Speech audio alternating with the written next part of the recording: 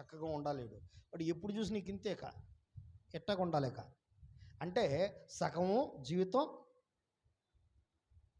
అవసరం అంటారా? రోజున తప్పు చేయని వారు ఎవరు లేరు. పౌలు అంటున్నాడు ప్రధాన పాపి నేనే. పౌలే కాదు, అల్పుడే నేను కూడా చెప్తున్నా, పాపుల్లో ప్రధాన పాపి నేనే అంట. ఎందుకు తెలుసా? తప్పు చేయని వాళ్ళు ఎవరు ఉండరు, కానీ ఆ తప్పును సరిచేసుకుంటూ జీవితం గడపడమే గొప్ప.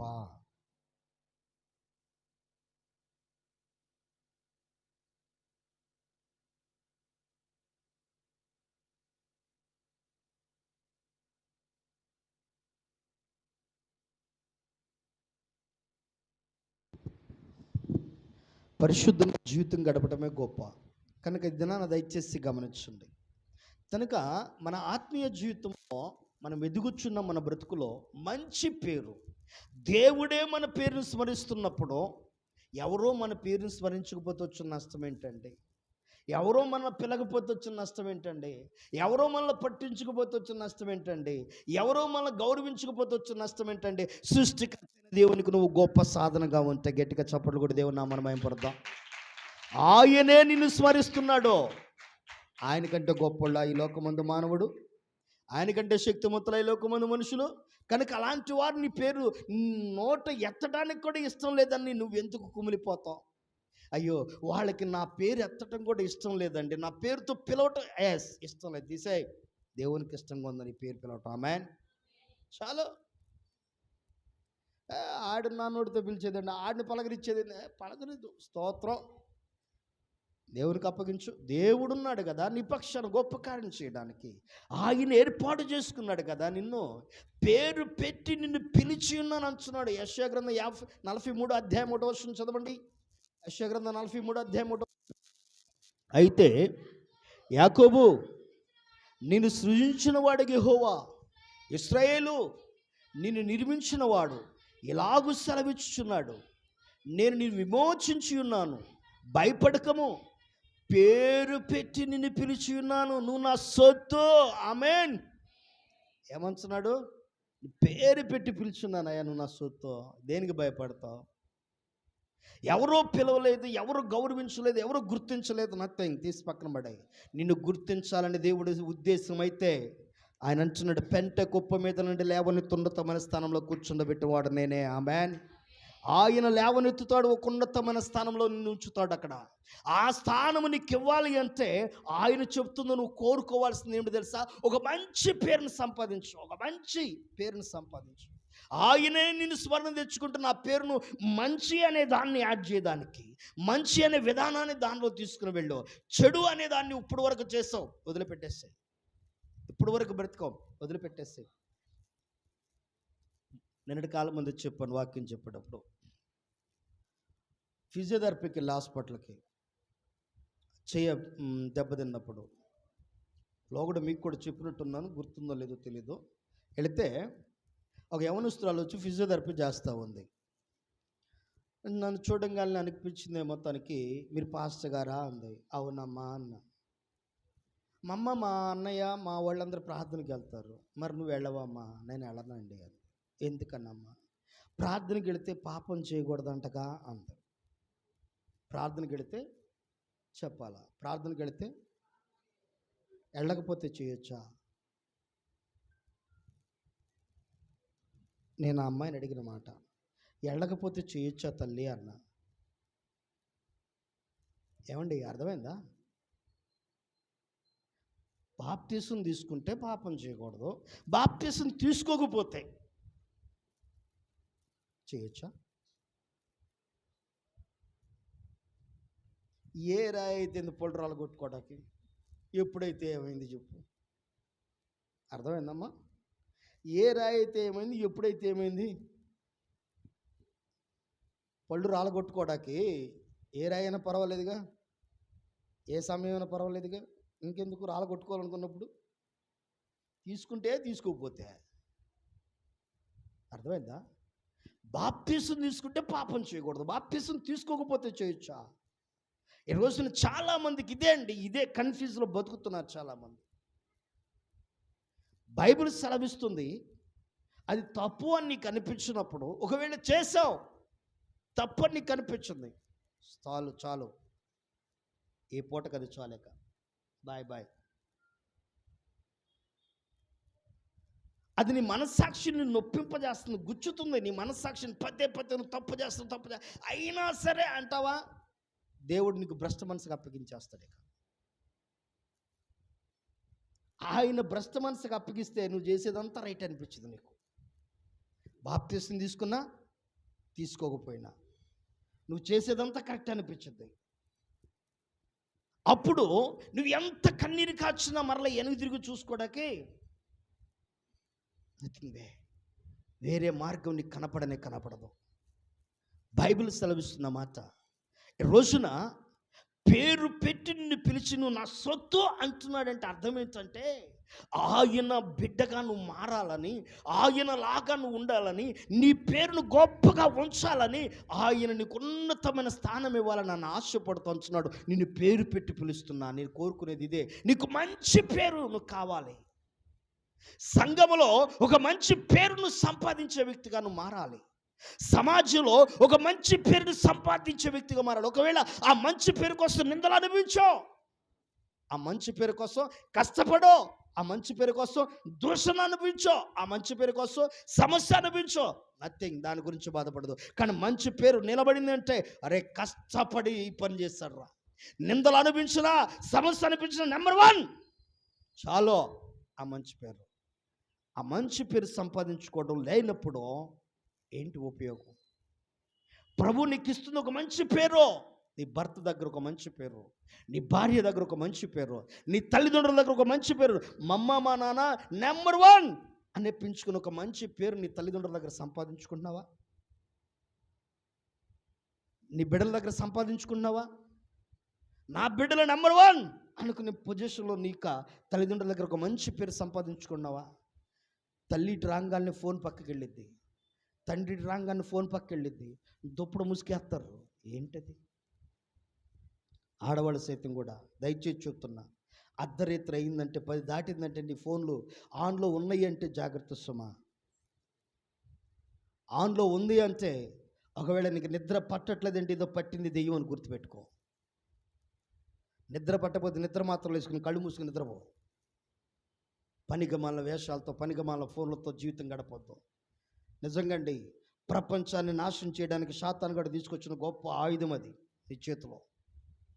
నీ కుటుంబాన్ని ఈరోజు ఎంతమంది జీవితాలు పతనం అయిపోతున్నాయో తెలుసా? ఈ ఫోన్ల వల్ల ఎన్ని కుటుంబాలు నాశనం అయిపోతున్నాయో తెలుసా? ఎంటర్టైన్మెంట్ అండి, కాలక్షేపం అండి. ఎస్, ఏంటి కాలక్షేపం? ఇటువరకు ఫోన్ లేనప్పుడు ఎవరితో కాలక్షేపం చేసావు?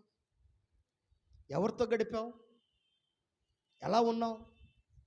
అంటే ఫోన్ వచ్చేసరికి భర్తతో కాలక్షేపం లేదు, భార్యతో కాలక్షేపం లేదు, బిడ్డలతో కాలక్షేపం లేదు, తల్లిదండ్రులతో కాలక్షేపం లేదు, ఇరుగు పొరుగు వారితో మంచి చెడ్డ లేదు. ఎక్కడుండో ఒంటరివాడిగా బతకాల్సి వస్తుంది బతుక్కి. అర్థమైందా? దయచేసి అర్థం చేసుకోండి. ఆత్మీయంగా ఒక మంచి పేరుని సంపాదించుకో. అవసరం ఎంతవరకు అవసరం నీకు అంతవరకే, పక్కన పడేసి తర్వాత నీ పనులు చేసుకో. నీ వాళ్ళని నువ్వెప్పుడు నువ్వు దూరం చేసుకోవద్దు. ఫోన్లో పడి నీ రక్త సంబంధాలు ఎప్పుడు నువ్వు దూరం చేసుకోవద్దు. ఎందుకంటే నేటి కాలం ముందు చాలామంది కుటుంబాలు ఆ ఫోన్ లేకపోతే జీవితం లేదు. చాలామంది బ్రతుకులు అలా మారిపోతున్నాయండి, చాలామంది బ్రతుకులు అలా మారిపోతున్నాయి. ఒకవేళ భర్త ఫోన్ తీసుకుంటే భార్య చికాకులతో చిరుబుర్లాడిపోతుంది, భార్య ఫోన్ తీసుకుంటే భర్త చికాకులతో చిరుబుర్లాడతాడు. లేకుంటే పక్కన బిడ్డల ఫోన్ తల్లిదండ్రులు, ఎవడు తీసుకోమన్నా నా ఫోన్ అసలు నిన్నో ఎందుకు తీసుకున్నా, ఏంటో అర్థం కాదు. తీసుకుంటే వచ్చే నష్టం ఏంటి అంటే నువ్వేదో సంథింగ్ మిస్టేక్, నువ్వు నోరెత్తుతున్నావంటే ఇది సంథింగ్ మిస్టేక్ బయటకు వస్తుంది. అంటే సంథింగ్ మిస్టేక్ నీ దగ్గర లేకపోతే ఏమైద్దండి? ఫోన్ తీసుకెళ్తా, పక్కన పడేస్తాను నేను, అవసరం ఉంటే తీసుకుంటా, దానివల్ల నాకేంటి ఉపయోగం చెప్పు? లైవ్ ఇచ్చుకోవడానికి పెట్టుకుంటా ఫోను, అయిపోయా చాలు, తీసుకెళ్ళి ఇంటికాడ పడేస్తా. ఏంటి? ఒక వ్యక్తి మరో వ్యక్తి వస్తువు పట్టుకోవాలంటే భయపడే స్టేజ్కి వెళ్ళిపోతుందంటే నీ చేతిలో ఉన్న ఫోను అంటే నువ్వు ఏ స్టేజ్లోకి వెళ్ళిపోతున్నావు ఒకసారి ఆలోచించాయి.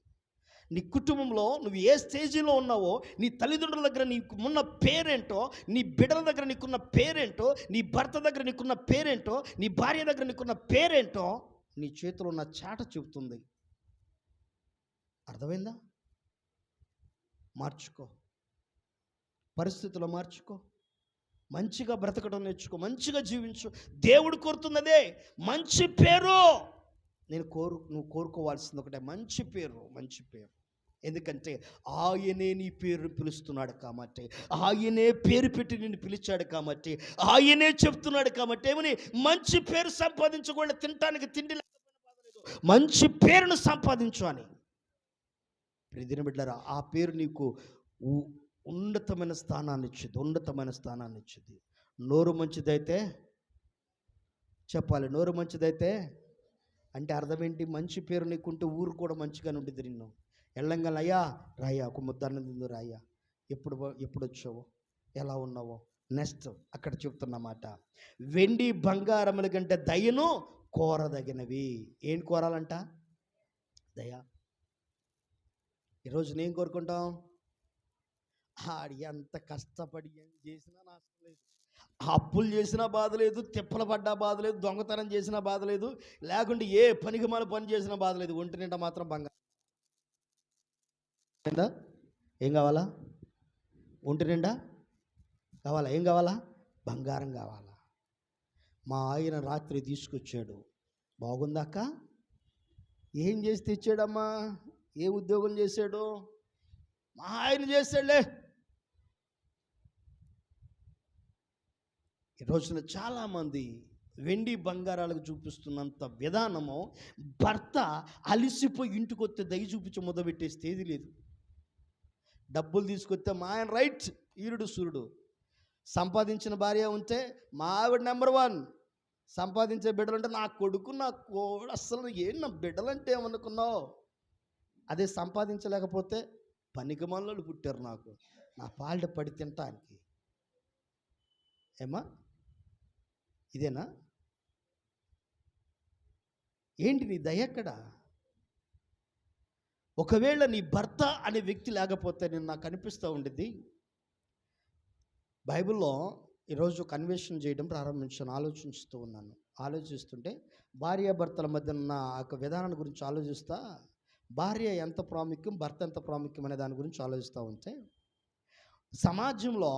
సమాజపరంగా బాగా గుర్తుపెట్టుకోండి, సమాజపరంగా పెళ్ళి అయినా ఆమెకు భర్త ఎచ్చుడు పిచ్చుడు ఆడంటూ లేకపోతే సమాజంలో ఒక భయంకరమైన విధానం ఉంది. కానీ దేవుని దృష్టిలో భార్యను దేవుడిచ్చింది దేనికి చెప్పండి? భర్తకు భార్యని దేవుడు ఎందుకు ఇచ్చాడు?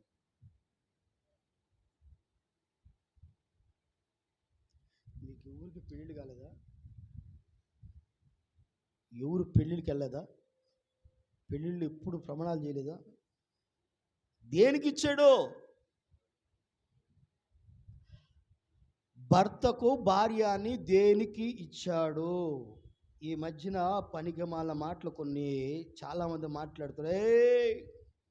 నేను ఏదో వాడుతుంటారులే, అలాంటి పదాలు వద్దులే, కానీ దేనికి ఇచ్చాడు చెప్పండి అమ్మా, గట్టిగా చెప్పండి అక్క. నిన్ను ఒక ఆయనకి ఎందుకు కట్టబెట్టాడు మీ అమ్మ మీ నాన్న?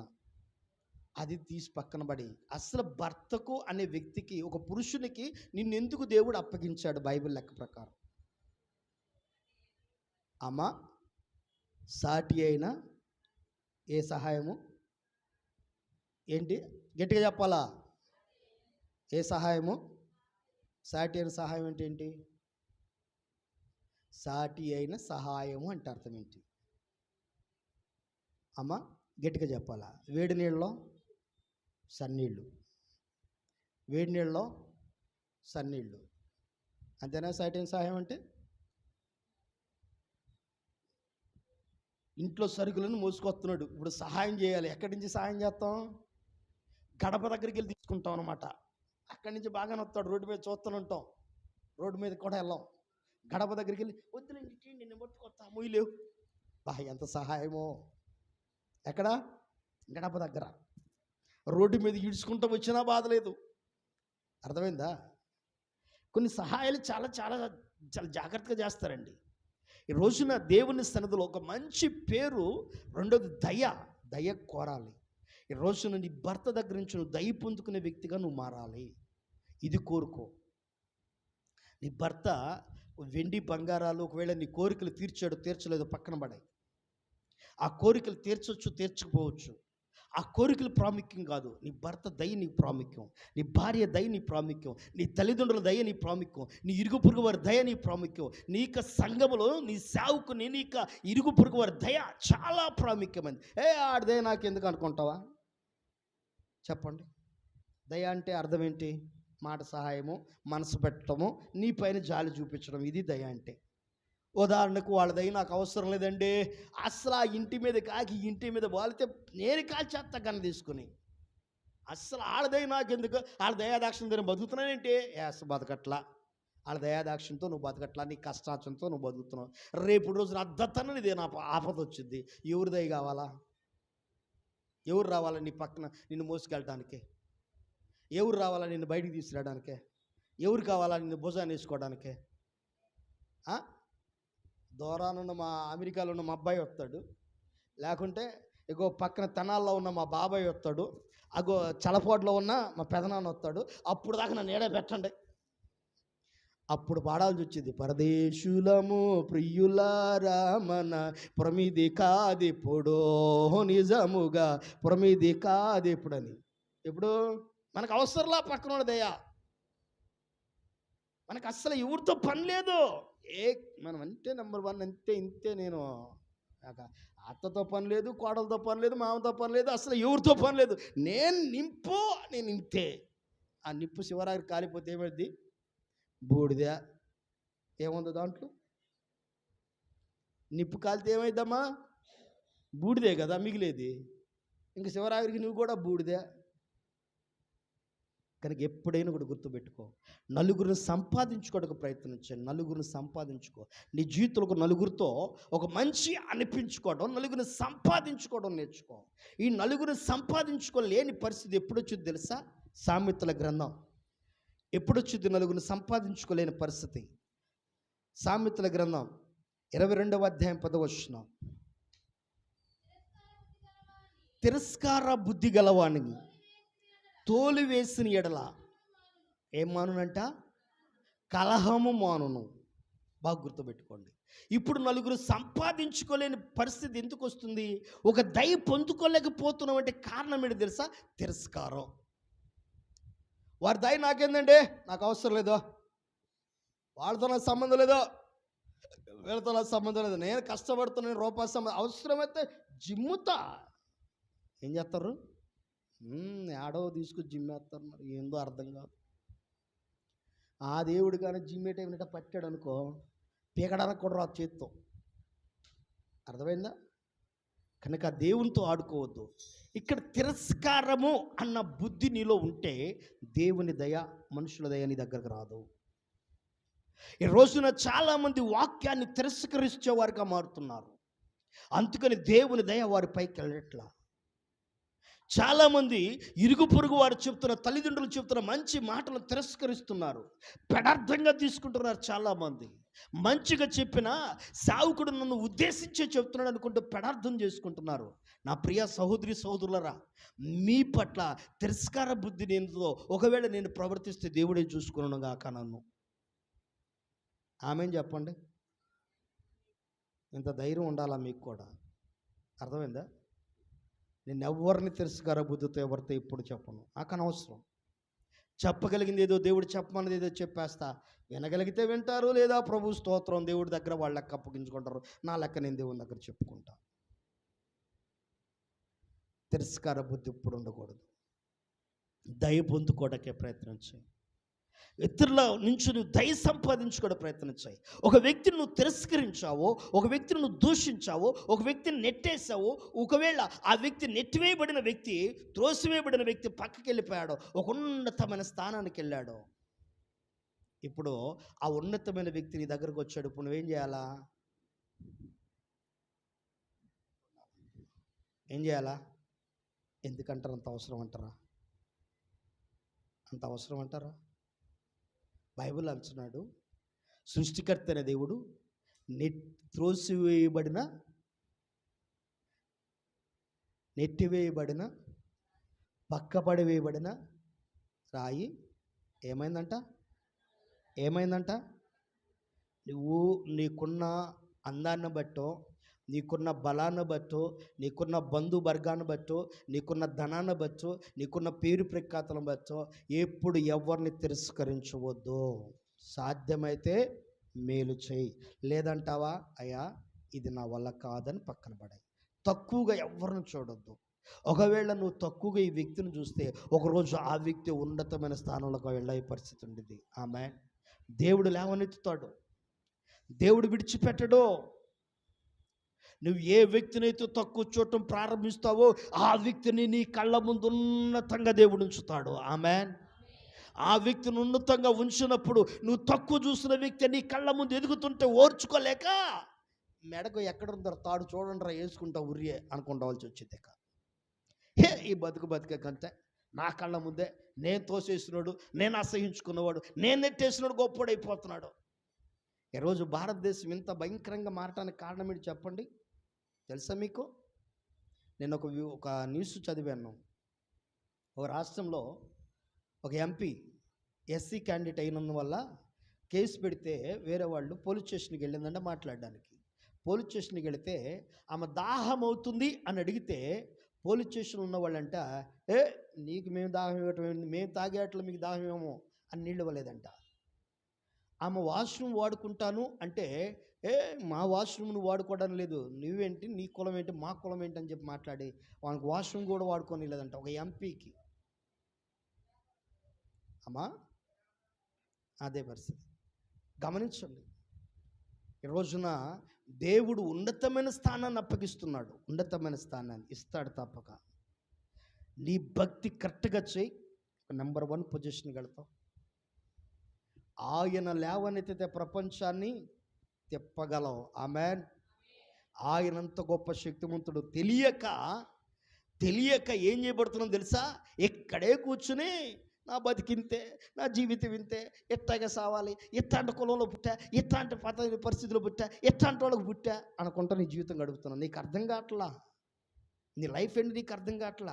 సృష్టికర్త అనే దేవుడు నీ దగ్గరికి ఎందుకు నేను ఇక్కడ పుట్టించాడో నీకు అర్థం కావట్లా. వన్స్ అపాన్ టైం నా జీవితంలో నేను అనుకున్నానండి, ఆ తదుపరి నేను వేదంతో కృంగిపోతూ బాధపడుతూ నలిగిపోతున్న నా బ్రతుకు నాకు దేవుడు ఒక రోజు మాట్లాడి నాతో అన్నాడు, అరే నువ్వు అక్కడ పుట్టమట్టారా నేను నిన్ను దర్శించాను, లేకపోతే నేను దర్శించేవాడిని కాదు, నా రక్షణ నీకు ఇచ్చేవాడిని కాదన్నాడు. అప్పుడు అనిపించింది, నా దేవుడా ఎంత గొప్ప భాగ్యాన్ని ఇచ్చావయ్యా, నాకు ఎక్కడ పుట్టించి నాకు భాగ్యాన్ని ఇచ్చావయ్యా అనుకున్నా నేను. అదే అక్కడ పుట్టకపోతే నా స్నేహం అంతా అగ్రవర్గాలతో ఉండేది, అగ్రవర్గాలతో హయ్యర్తో ఉండేది నాదంతా. అంత పొజిషన్లో ఉన్న వాళ్ళతో నేను ఎక్కువ గడిపేవాడిని. అలాంటి వాళ్ళతో గడుపుతూ యారా మామ బాబాయ్ అనుకుంటూ వాళ్ళతో తిరిగేవాడిని.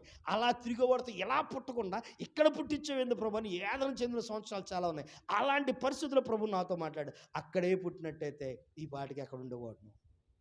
ఆ సృష్టికర్త అనే దేవుడు ఊరూరా నన్ను ఊరేగించేవాడు కాదు, ఊరూరా నన్ను తీసుకెళ్లేవాడు కాదే, ఈరోజు ఒక స్థితి నాకు ఇచ్చేవాడు కాదే. అక్కడున్నవాడు సైతం కూడా నా దగ్గరకు వచ్చి ఇప్పుడు చేతులు కట్టుకుని నిలబడే పరిస్థితిని దేవుడు కల్పిస్తున్నాడంటే కారణం తెలుసా? నన్ను అక్కడ పుట్టించాడు నా దేవుడు. ఈరోజు నాకు ఆ పేరుని ఇవ్వటానికి, ఆ దయను చూపించడానికి, ఈ రోజున ఆ కృపను సంపాదించుకునే ప్రయత్నం చేయి. నెట్టివేయబడుతున్నానని ఎప్పుడు అనుకోవద్దు, త్రోసివేయబడుతున్నానని ఎప్పుడు అనుకోవద్దు, ఒకవేళ బలహీనపరచబడుతున్నానని ఎప్పుడు అనుకోవద్దు, తొక్కేస్తున్నారు అని ఎప్పుడు బాధపడద్దు. నువ్వు తొక్కివేయబడుతున్నావు అంటే నువ్వు బలవంతుడు అని గుర్తుపెట్టుకో. ఆమెన్. తొక్కివేయబడుతున్నావు అంటే నువ్వు బలవంతుడు కాబట్టి నువ్వు తొక్కివేళ్ళు ఎవరైనా వస్తారా నీ దగ్గరికి? చెప్పండి, తొక్కివేళ్ళు వస్తారమ్మా? బండ మీద కాలేస్తారా, బురద మీద కాలేస్తారా? దేని మీద కాలేస్తారు చెప్పండి? దేని మీద కాలేస్తారు? గట్టిగా చెప్పాలా? బండ గెట్టుకుంటుందా, బురద గెట్టుకుంటుందా? నువ్వు బండ లాంటి వాడివి. ఆమెన్. మనం బండ లాంటి వాళ్ళం, అందుకని కాళ్ళు ఎత్తరా తొక్కడానికి. నాతే బురద మీద ఎత్తారా ఎందుకు? మళ్ళీ ఇంటికి మళ్ళీ కడుక్కోవాలిగా. మనం బురద లాంటి వాళ్ళం కాదు, ఎప్పుడు ధైర్యంగా ఉండు. బండ లాంటి వాళ్ళు కాబట్టి తొక్కడానికి ప్రయత్నం. వాళ్ళు తొక్కుతున్నారంటే నువ్వు ఇంకా స్ట్రాంగ్గా మారుతావు, ఇంకా ఫిట్నెస్ పెరిగిద్ది. నీలో స్టామినా పెరిగిద్ది. ఎప్పుడైనా పెంచుకోవడానికి ప్రయత్నించాలి. తొక్కేస్తున్నారని చెప్పి బలహీన పడిపోమాకో. ఒక అడుగు పడుతుందంటే బరువు ఏంటో తెలుస్తుంది. 2 అడుగు పెడితే ఇంకో బరువు తెలుస్తుంది. 3 అడుగు పెడితే ఇంకో బరువు తెలుస్తుంది. బరువు పడే కొద్దీ నువ్వు ఇప్పుడు ఫిట్నెస్ పెంచుకోవడానికి ప్రయత్నించాలా. అది లైఫ్ అనేది. ఇది పెంచుకోకుండా అమ్మో వాళ్ళు తొక్కేస్తున్నారుగా, నా వల్ల కాదు, నేను ఎదుగుదామంటే తొక్కేస్తున్నారు, నేను వేసే ప్రతి ఆలోచన తొక్కేస్తారు. తొక్కేవాళ్ళు లేకపోతే నువ్వు ఎట్లా ఎదుగుతావు? నువ్వెలా తెలుస్తావు? కనుక దేవుని సన్నిధిలో ఎప్పుడు కృంగిపోమాకు. దయ సంపాదించో. మనుషుని దయను సంపాదించుకోవడానికి నువ్వు చేయవలసిన పని, దేవుని దయను సంపాదించుకోవడానికి నువ్వు చేయవలసిన పని ఒకటే. ఏమిటి అంటే తిరస్కారం అనే స్వభావం నీలో నుంచి తీసేయి. ఎవరిని తక్కువ చేసి మాట్లాడద్దు. హే హే హే అని ఎప్పుడు చేదరించుకో. మాకు గేదా పశువా అదేందో అర్థం కాదు. 10 రూపాయలు కనబడితే చాలు, లేకుంటే ఒక మంచి పేరు ఇస్తే చాలు, మంచి గౌరవం ఇస్తే చాలు, పక్కన వాళ్ళు గౌరవించాలి. అదేంటో అర్థం కాదు. ఒక మనిషిని మనిషిగా గౌరవించలేనప్పుడు, ఒక మనిషిని మనిషిగా గుర్తించలేనప్పుడు మన భక్తి వ్యర్థమే, మన ఆత్మీయత వ్యర్థమే. కనుక ఈ రోజున తిరస్కార స్వభావం నుంచి నువ్వు బయటకు వచ్చాయి. ప్రతి వారి మీద ఎప్పుడు ఎవరిని తిరస్కరించొద్దో. ఎందుకంటే వారితో నీకు ఒకవేళ పని పడవచ్చు. పని పడ్డప్పుడు అక్కడికి వెళ్ళలేక, వాడి దగ్గరికి వెళ్ళలేక, మనసు చంపుకోలేక, ప్రాణము చంపుకోలేక చే పోతే పని అని చెప్పేసి అన్న ఆలోచన ఎప్పుడు బ్రతకు మాకు. దయచేసి గమనించండి, ఎవరిని తిరస్కరించొద్దు. ఎందుకంటే మనుషుల దయ్యము నువ్వేం చేయాలి? సంపాదించుకోవాలి. కలహం ఉండదంట. అక్కడ కలహం ఉండదంట. ఈరోజు గొడవ ఉంటుందంటే కారణం ఏంటి? ఇంకా భార్యాభర్తల మధ్యన గొడవలు, బిడ్డల మధ్యన గొడవలు ఉంటున్నాయి అంటే కారణం ఏంటి? తిరస్కారం. ఆ రోజు నన్ను అట్ట అన్నావుగా, ఆ రోజు అట్ట చేసావుగా, ఈరోజు అయింది, ఆ రోజు చేశారు, మరి ఈరోజు ఏం చేశారు? కడుపు కూడి పెట్టట్లా అమ్మా, ఒంటికి బట్ట తీసుకొచ్చేవట్లా, వండి పెట్టట్లా, మరి ఆ రోజు సంగతి ఎందుకు నీకు? అంటే నీలో ఇంకా తిరస్కార బుద్ధి పోలా. అది పోలేదు కాబట్టి ఇంకా సమస్య రేపుకుంటున్నావు, ఇంకా దాన్ని సమస్య పెంచుకుంటున్నావు. మార్చుకోవాలి. నీ ఆలోచన మార్చుకో, నీ నడవడి మార్చుకో, నీ విధానాన్ని మార్చుకో. నష్టం జరిగిన నష్టం మరలా నువ్వు ఎంత ఆలోచించినది మరలా పూడదు. అయితే ఆ నష్టానికి మళ్ళా అభివృద్ధికరమైన స్థితి నువ్వు మారాలి అంటే ముందు నీలో తిరస్కార స్వభావం నుంచి నువ్వు బయటకు రావాలి. ఏబును ఒకసారి మీకు జ్ఞాపకం చేస్తా. ఏబును ఎంతమంది తిరస్కరించారు? భార్య, ఫ్రెండ్స్, బంధువులు. అర్థమైందా? ఎవరెవరు తిరస్కరించారు? భార్య, బంధువులు, స్నేహితులు తిరస్కరించారు. కానీ ఏబు తిరస్కరించాడా? తిరస్కార స్వభావాన్ని చూపించాడా? లేదే. అందుకని ఏబు 2 ఆశీర్వాదాన్ని సంపాదించుకున్నాడు. ఈ రోజున నా ప్రియ సహోదరి సోదరుడా, నువ్వు కూడా 2 దేవుని దయ సంపాదించుకొందువుగాక.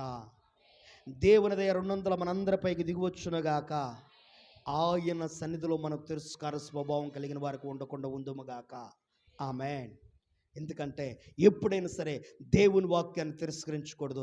రెండవది, నీ పొరుగు వారిని, ఇరుగు వారిని తిరస్కరించకూడదు. అది ఏ కులమైనా కావచ్చు, ఏ ప్రజలైనా కావచ్చు, ఏ వర్గమైనా కావచ్చు, ఏ ప్రాంతమైనా కావచ్చు, ఎప్పుడు తిరస్కారం చేయమాకు. దయచేసి గమనించండి. ఇలా ఎప్పుడైతే నువ్వు ఉండటం ప్రారంభిస్తావో దేవాతి దేవుడు ఇంకా నువ్వు ఎలాంటివి కోరుకోవాలని దేవుడు కోరుతున్నాడో ప్రభుత్వం మీద మరొక సమయం ఉంటే వచ్చే వారం తెలుసుకుందాం. తల ఉంచుదాం, ప్రభుత్వంలో ప్రార్థించుదాం. తల ఉంచుదాం. 1, అన్నపానములు పుచ్చుకోవాలని దేవుడు కోరుతున్నాడు. 2, నీ కష్టార్జిత నువ్వు అనుభవించాలని నువ్వు కోరుకోవాలని దేవుడు చెప్తున్నాడు. 3, మంచి పేరును సంపాదించుకోవాలని దేవుడు చెప్తున్నాడు. 4, నీ జీవితంలో ఎలాంటిది? దయను సంపాదించుకోవాలని, దయను కోరుకోవాలి. దయను సంపాదించుకునే విధానాన్ని కోరుకో అనే విధానాన్ని చెప్తున్నాడు. నువ్వేమి కోరుకోవాలో బైబిల్ సెలవిస్తుంది. ఈ రోజున దేవుని వాక్యం సెలవిస్తుంది. దైవ వాక్యంలో నువ్వు కోరుకోవాల్సినవి: 1, మంచి అన్నపానములు పుచ్చుకోనుట. ప్రభా, నా బ్రతుకు దినములని మంచి అన్నపానం నాకు అనుగ్రహించండి. 2, ప్రభా, నా కష్టార్జితాన్ని నేను అనుభవించున్నట్లు నాకు సహాయం దయచేయండి. 3, ప్రభా, మంచి పేరు నాకు కావాలయ్యా. 4, దయ నాకు కావాలి ప్రభా. మీ దయందు, మనుషుల దయందు నేను ఎదగాలి ప్రభా. అట్టి కృప నాకు దయచే ప్రభుని ప్రార్థించాయి. ఇంకా ప్రభుత్వం అయితే దేవుడు లేఖన గ్రంథంలో ఏమేమి కోరుకోవాలన్నాడో వాటి విషయాలు కూడా తెలుసుకుందాం. తల ఉంచుదాం, ప్రభుత్వంలో ప్రార్థించేద్దాం.